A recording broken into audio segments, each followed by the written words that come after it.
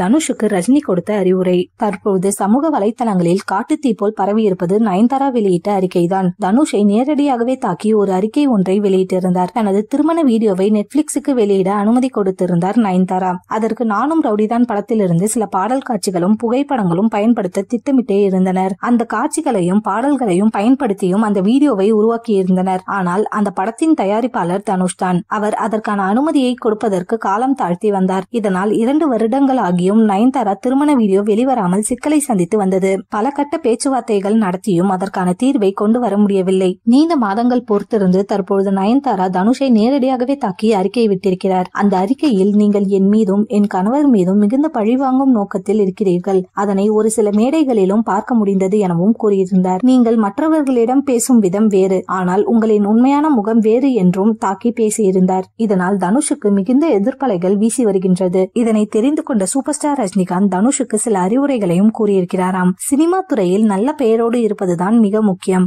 அதனால் இந்த பிரச்சனையை மிக விரைவில் தீர்வுக்கு கொண்டு வந்து விடுங்கள். அதுதான் உங்கள் எதிர்காலத்திற்கும் நல்லது என சில அறிவுரைகளை கூறியுள்ளதாக சொல்லப்படுகிறது.